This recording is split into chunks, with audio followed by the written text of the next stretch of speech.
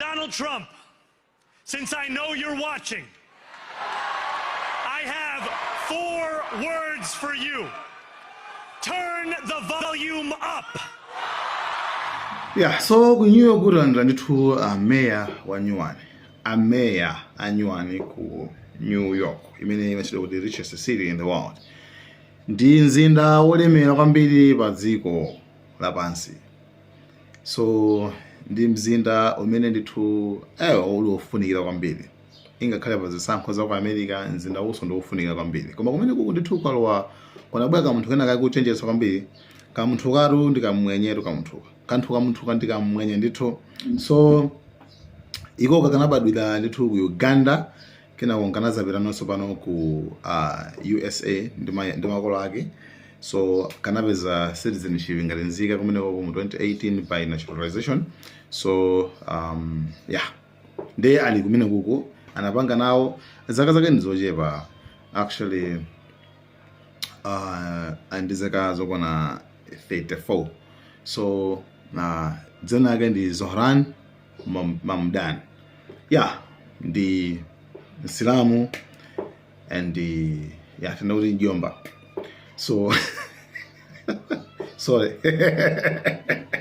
Yeah, so actually why is it kind of yachuka kwambiri ku America? Why? Okay, I'll tell you why.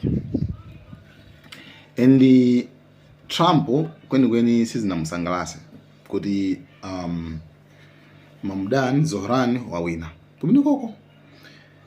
And ndi munthu amene udindo mene watenga yeyo ndi udindo nina kuti ndi waukulu, ndi mayor wa mzindawo. Atha kulamula, atha kuchotsa ntchito anthu, atha kulemba ntchito anthu, atha kuchotsa ntchito anthu kuti akuluakulu mzindamo ndi kuyika amene akuafuna. Yes, atha kupanga cancel ma deals, atha kuta like mphamvu zili m'manja mwa iyeyo. For iye ndi amene akuyendetsa deralo ndi mayor Zohran Mamdani. Kenyamala kuchanga mwa kwambiri. So first of all,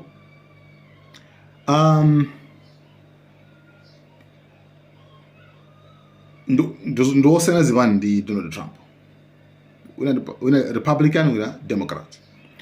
And anthu ambiri propaganda imene amachita nayo kwambiri propaganda imene inalipo kwambiri ndi yokhuzana ndi osayiwa 9/11 chi building chimene chinthu china kasulo chija ndi ndege helicopter I think basi kungobwera uluka basi kugama chinyumba chose chimene anthu ambiri analuza miyoyo yawo. And yeah, anablame Saddam Osama bin Laden. Yeah, Osama bin Laden amene yu ndamene apanga zimene zizi makuti. And at the end of the day anabuza kuti Osama uja anakana. Mukana nda ine imene sinali involved. Ime nkhani imene sindukuyidziwa. Osama bin Laden anakana zimene zicha.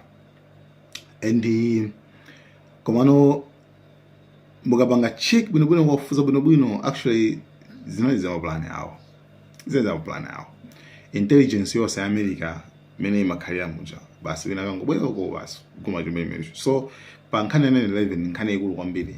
I think and ajina Israel liso analiso nkulumoso zaizo zizopangana za maplani komano actually nkhani imene that's a story for another day. Imene ikhale nkhani ya nthawi ina yake nkhani yokuza ndi 9/11. It's a tragedy. It's a tragedy. So kuma tukhupera nzo chilo panga ma Americans zimene akafuna kupanga zinthu zina zake basi kenako after kuchoka pamene popo kungochoka pamene popo basi inali nkhani basi mansekasaka Osama mpaka kufika ku Afghanistan. Zaka zonsezi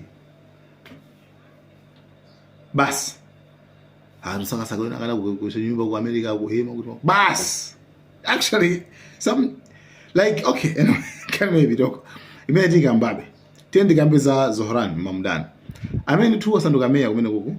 And mameya ambiri chifukwa panopa to be honest anthu aku America kulako kuti zawo zayendele bwinobwino akuti azipita kai ku Israel akhale friend weniweni wa Israel. Anthu panopa ku America ayamba kuzifusa mafusa kuti ifeyo why timapangidwa force kuti tizika Israel pasogolo chimachitika nchani. it's like Israel ndi imene matalamulira. Why? This means anthu aku America ayamba kusukusula maso. Tinanena kale pano kuti mupanga check bwinobwino to anthu chuma chikanchana anthu ambiri ampuganiza kwambiri why. So mameya ambiri or pa interview atafusira kuti akulu mukawina choyambira mupita kuti ngati foreign country dziko lakunja aliyese Israel. Zohran Mamdani anawuza kuti ayi nenzakhala muno. Number 2, anthu anayamba kumuti ayi ndi Islamu kuno kuti ndi amapanga connect iyeyo ndi 9/11. Ayi musayiwale 9/11 musayiwale mukuti muzanyika zakuti musayiwale musavotera Islamu. So like limene sondetsankho abadilaso why simungavotera munthu wina wake chifukwa ndi wachipembedzero chakeso. No,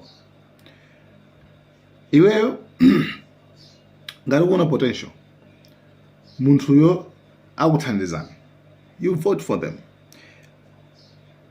be it Christian, Muslim, kayakhala ndani, koma as long as mukuona kuti muli potential mwa iye mumvotera, not based on religion, right? So anthu anavotera agent anamvotera bwinobwino kuti for even Trump sizinamsangalase yayi, sizinamsangalase chifukwa Trump sanali munthu mmodzi ona kuti amene osamvotera ameneyo mwana amene osamvotera, koma ayi ndithu anthu amvotera. Ndi speech yake iyeyo chimene apanga ati akuluakulu Trump ndikudziwa kuti ukuonera ziri kuyankhula pasi, ukuonera ndi maufulu okha, turn the volume up.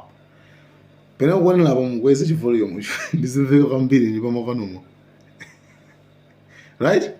So iyeyo ali clear zochitika zake akuti anthu mumzinda wanga asamakhale kuti akuvutika kwambiri yayi.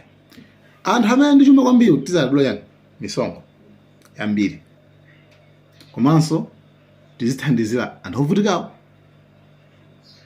For anthu olemera kwambiri it's like amangotenga zinthu ena samadulaso misonkho.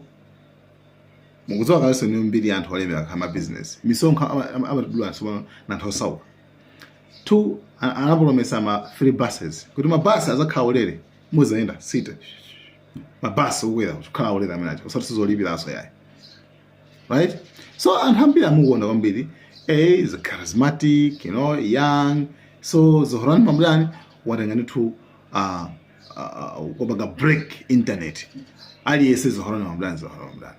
So Trump wana kuti nanga sichimene chike tino kuti Trump ngati president amene akutumiza budget site kucha kuti okay budget yake ikhale motere koma amene angapange control budget imene ichayo amakhala meya uja Zohran Mamdani.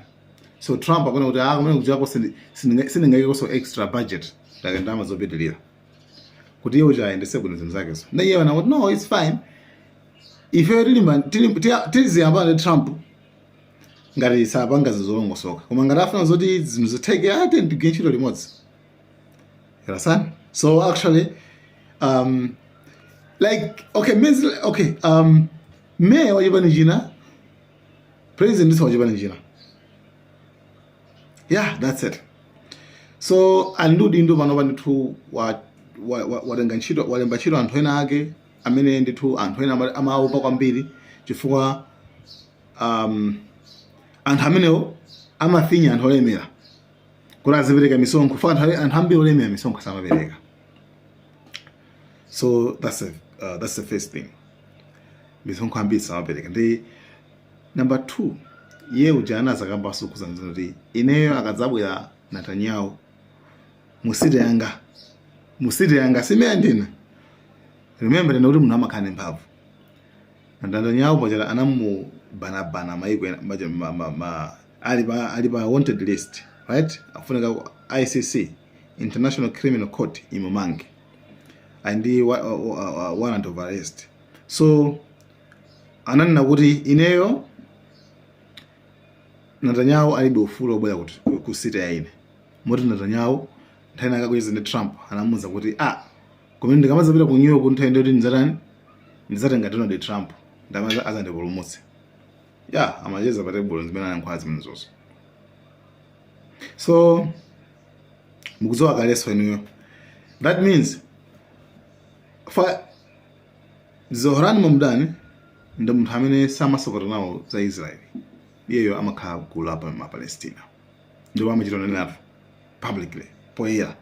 Still and hangover labe. Like something like akwamba uzindikirano akwana chilungamo akolo chilungamo ilu sichingabisike.